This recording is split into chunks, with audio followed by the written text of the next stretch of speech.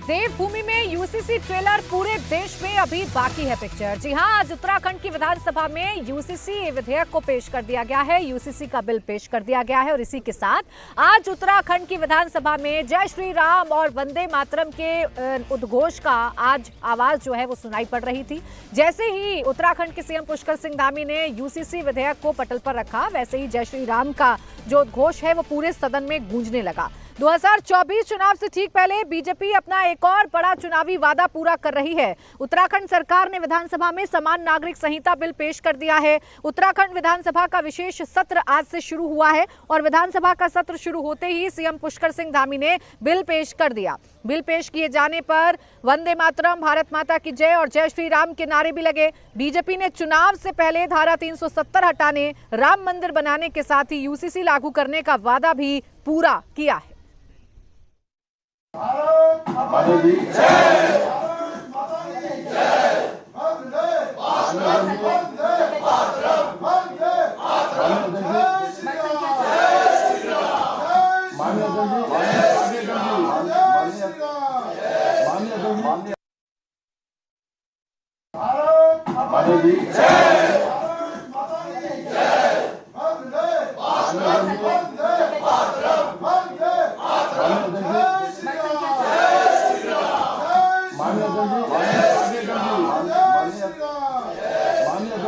देखिए, विधानसभा के अंदर का जो माहौल था वो तो आपने देख लिया, लेकिन मौजूदा सरकार यानी कि धामी सरकार इस बिल को लेकर कितनी कमिटेड थी, इस बात का अंदाजा आप ऐसे लगा सकते हैं कि 2 फरवरी को एक्सपर्ट कमेटी ने यूसीसी का ड्राफ्ट मुख्यमंत्री पुष्कर सिंह धामी को सौंपा था। 4 फरवरी को उत्तराखंड सरकार की कैबिनेट ने इस ड्राफ्ट पर मुहर लगाई और आज इस विधानसभा में इस विधेयक को पेश कर दिया गया है, यानी आज 6 तारीख को इसे विधानसभा में पेश कर दिया गया है। इसे पेश करने के साथ ही विधानसभा की कार्रवाई 2 बजे तक के लिए स्थगित हुई। 2 बजे के बाद एक बार फिर से विधानसभा की कार्रवाई शुरू होगी, इस पर चर्चा होगी।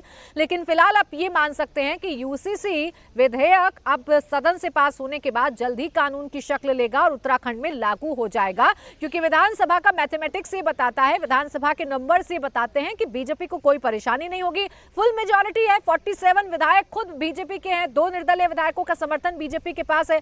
कुल मिलाकर संख्या हो जाती है 49 की। 70 विधानसभा सीटें हैं अगर आप बात करेंगे उत्तराखंड की, और ऐसे में बीजेपी कंफर्टेबल मेजॉरिटी सिचुएशन में है, इसलिए बड़ी ही आसानी से इस बिल को पास करा सकती है। अब इस बिल को पास कराने के बाद क्या बदलेगा, तो बदलेगा ये कि सभी पर समान नागरिक कानून लागू हो जाएगा। सबसे बड़ी बात ये माना जा रहा है कि महिलाओं के लिहाज से काफी अहम साबित होगा यूसीसी। इसके अलावा बहुविवाह जैसी जो प्रथा है उन पर भी रोक लगेगा। गोद लेने की जो प्रक्रिया है वो भी सबके लिए एक जैसी होगी।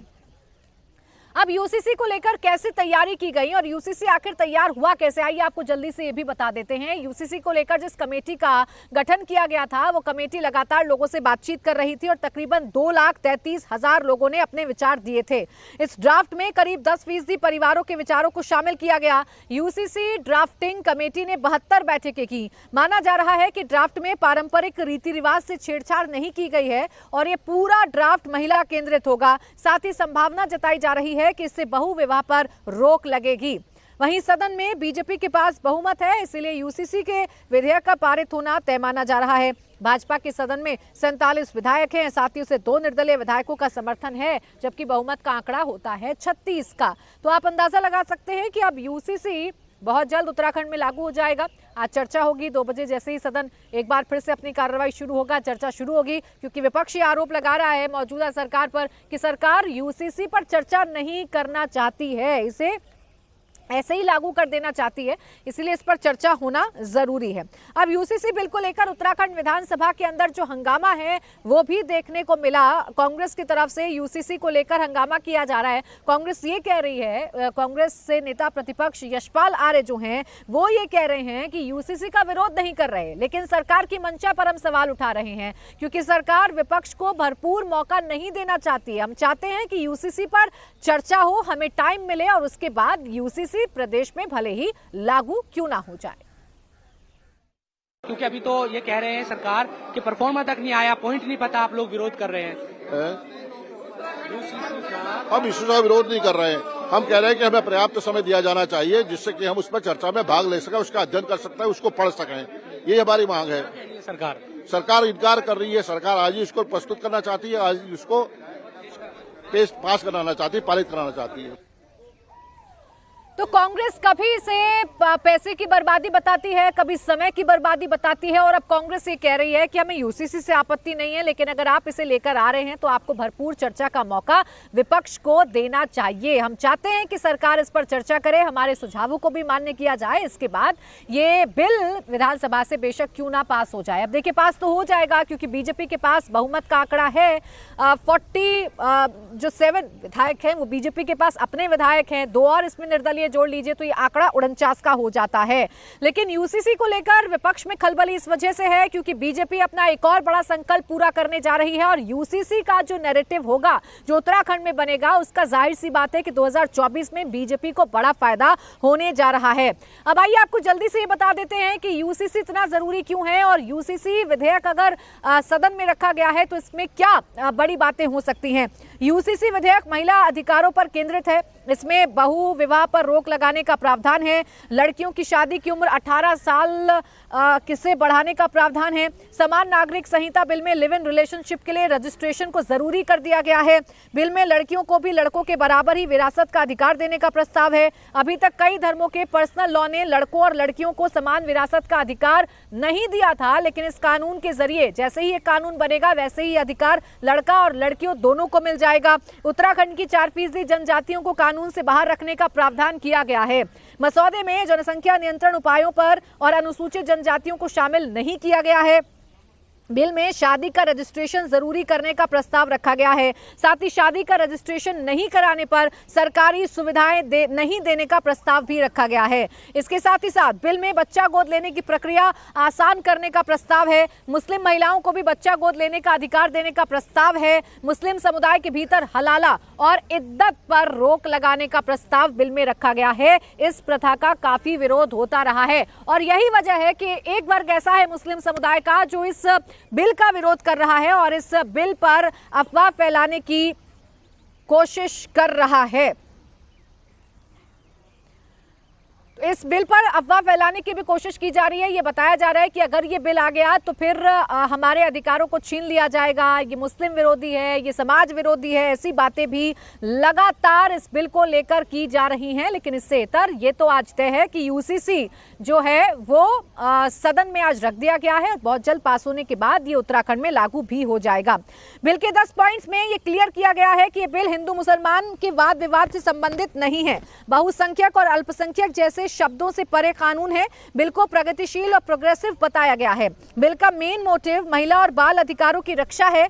ये बिल अधिकार छीनने वाला नहीं बल्कि लोगों को अधिकार देने वाला है। यूसीसी कानून सामाजिक न्याय की दिशा में बड़ा कदम शामिल होगा। तो देखिए, जो बार बार कहा जा रहा है कि हिंदू मुसलमान का मसला है, इस बिल में ये क्लियर किया गया है कि हिंदू मुसलमान का मसला नहीं है। ये सिर्फ मुसलमानों के लिए लाया नहीं जा रहा है बल्कि हर एक वर्ग के लिए लाया जा रहा है, हर एक धर्म के लिए लाया जा रहा है। जिस भी धर्म में जो भी कुरीति है उसे खत्म करने की कोशिश यूसीसी के जरिए की जा रही है। तो एक तरफ यूसीसी के फायदे बताए जा रहे हैं, लेकिन राजधानी देहरादून में समान नागरिक संहिता को लेकर जो मुस्लिम पक्ष है वो अपनी नाराजगी खुलकर जाहिर कर रहा है। मुस्लिम पक्ष का जो विरोध है वो देखने को मिल रहा है। यूसीसी के विरोध में उत्तराखंड में मार्च शुरू कर दिए गए हैं, विरोध प्रदर्शन किया जा रहा है और इसे मुसलमान विरोधी बताने की कोशिश की जा रही है। कहा जा रहा है कि हमारी शरिया के साथ खिलवाड़ किया जा रहा है, हमारे कुरान के साथ खिलवाड़ किया जा रहा है। नुमाइंदा ग्रुप ने यूसीसी के विरोध को लेकर देहरादून में प्रदर्शन किया। मुस्लिम समाज से बड़ी संख्या में लोग आज सड़कों पर आए और यूसीसी का विरोध किया, इसके खिलाफ नारेबाजी की। इस दौरान प्रदर्शनकारियों ने कहा कि सरकार को इस काले कानून को वापस लेना होगा। प्रदर्शन में शामिल लोगों ने कहा कि ये दलित, शोषित और वंचितों के खिलाफ काला कानून है। सरकार इस कानून की आड़ में अनुसूचित जाति के लोगों की जमीनों और नौकरियों को हड़पना चाहती है। तो ये आरोप लगाया जा रहा है। हालांकि इन तमाम विरोध प्रदर्शनों के बीच ये तो आप तय समझिए कि यूसीसी उत्तराखंड में लागू होने जा रहा है।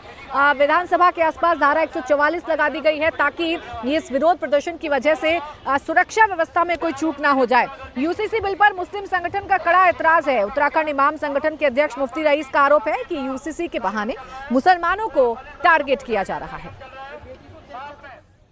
रईस साहब इस वक्त हमारे साथ मौजूद है, उत्तराखंड इमाम संगठन के अध्यक्ष भी है और जमीयतुल उलमा हिंद के जो जिला अध्यक्ष है देहरादून के, उसके लिए भी काम करते हैं। मुफ्ती साहब, किन बातों से ऐतराज है? क्योंकि जो मोटी मोटी बातें हैं, चाहे वो गोद लेने का अधिकार हो यूसीसी में या और चीजें, इद्दत को लेकर, हलाला पर पाबंदी, ये तमाम चीजें हैं, तो क्या ऐसी बातें हैं जो शरीयत से आपको लग रहा है टकराती है? एक समान कानून की बात हो रही है, सबको एक जैसे कानून की बात हो रही है।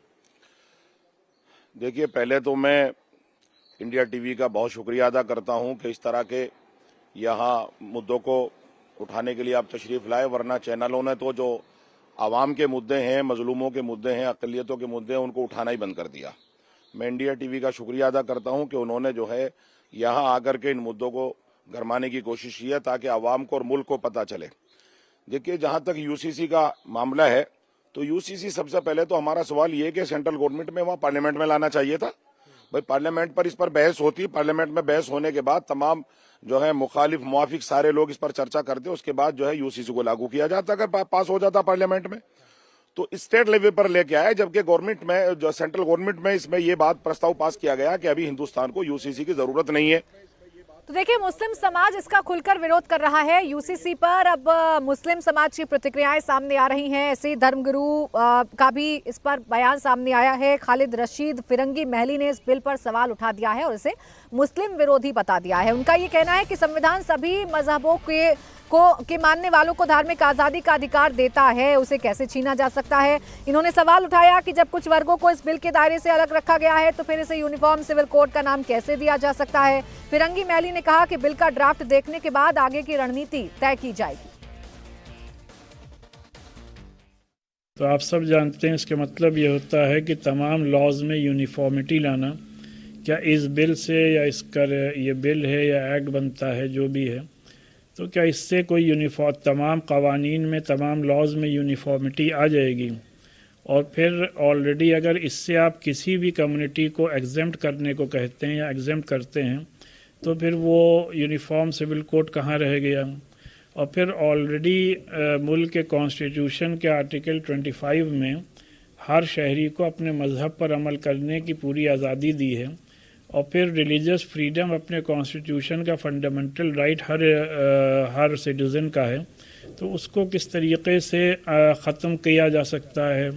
मुल्क में शरीयत एप्लीकेशन एक्ट 1937 ऑलरेडी। और देखिए, अब आगे बढ़ेंगे, बात करेंगे उस खबर की जिसका इंतजार देश के करोड़ों शिव भक्तों को है। बात करेंगे काशी की। ज्ञानवापी का एक तहखाना तो खुल गया है, उसमें भक्तों को पूजा करने की इजाजत भी मिल गई है, लेकिन अभी 11 बाकी तहखानों के ताला खोलने की जो तैयारी है वो चल रही है। ज्ञानवापी विवाद पर आज 2 बड़ी सुनवाई है। एक सुनवाई वाराणसी कोर्ट में है जहां हिंदू पक्ष की याचिका पर सुनवाई होनी है। मांग ये है कि ज्ञानवापी में बंद पड़े तहखानों का भी एएसआई सर्वे करवाया जाए। जैसा एएसआई सर्वे इससे पहले व्यास जी के तहखाने का करवाया गया, ऐसे ही सर्वे जो है वो बंद पड़े तहखानों का भी करवाया जाए, इसीलिए ये याचिका लगाई गई है। दूसरी सुनवाई इलाहाबाद हाईकोर्ट में है। यहाँ मुस्लिम पक्ष ने एक याचिका दायर की है। डिमांड ये की है कि व्यास के तहखाने में जो पूजा पाठ शुरू की गई है उसे बंद किया जाए। एक के बाद एक इस पूजा को लेकर मुस्लिम समाज अपनी आपत्ति जता रहा है, लेकिन झटके मुस्लिम समाज को लग रहे हैं। व्यास जी के तहखाने में 1993 से पूजा बंद थी। हिंदू पक्ष की याचिका पर वाराणसी कोर्ट ने पूजा की अनुमति दे दी। इस फैसले के खिलाफ मुस्लिम पक्ष सुप्रीम कोर्ट चला गया। पूजा पर रोक लगाने की मांग की। सुप्रीम कोर्ट ने रोक नहीं लगाई और हाईकोर्ट में जाने की नसीहत दी और आज इन दोनों ही केस में अहम सुनवाई होनी है। ज्ञानवापी पर आज की दोनों सुनवाई दोपहर बाद होने की उम्मीद है। हिंदू पक्ष की तरफ से वाराणसी कोर्ट में याचिका दाखिल की गई है। अगर कोर्ट हिंदू पक्ष की याचिका मान लेता है और तहखानों के सर्वे का आदेश दे देता है तो आप ये समझिए कि एएसआई जो बंद पड़े बाकी के तहखाने हैं उनके ताले खुलवाने का आदेश जारी हो सकता है और उनके अंदर घुसकर भी सबूतों को तलाशा जा सकता है। और अगर हाई कोर्ट से मुस्लिम पक्ष की याचिका के पक्ष में फैसला आता है तो व्यास जी के तहखाने में चल रही पूजा अर्चना को बंद करना होगा। हिंदू पक्ष का दावा यह है कि ज्ञानवापी में 12 तहखाने हैं, इनमें से एक व्यास जी का तहखाना है जिसमें पूजा शुरू हो चुकी है। अब हिंदू पक्ष की तरफ से राखी सिंह ने एक याचिका दाखिल की है जिसमें बाकी के 11 तहखानों के ताले खुलवाने की बात कही जा रही है।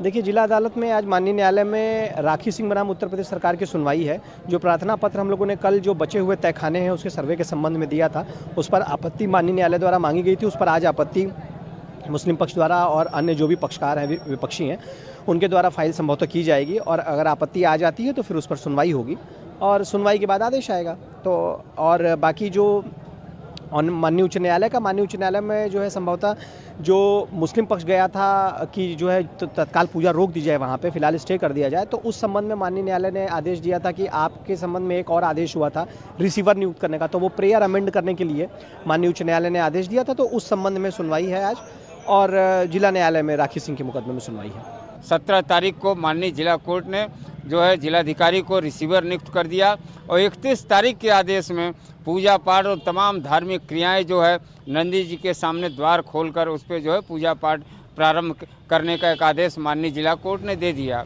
और उन्होंने जिला कोर्ट ने कंप्लाइन तत्काल करने के लिए जिलाधिकारी को आदेशित भी कर दिया, जिस पे कंप्लाइन करते हुए जिलाधिकारी ने वो जो तहखाना है व्यास जी का, उसमें पूजा पाठ सारी धार्मिक क्रियाएं जो है प्रारंभ कर दी, जिसके खिलाफ ये सुप्रीम कोर्ट गए, हाई कोर्ट गए, हाई कोर्ट में सुनवाई है।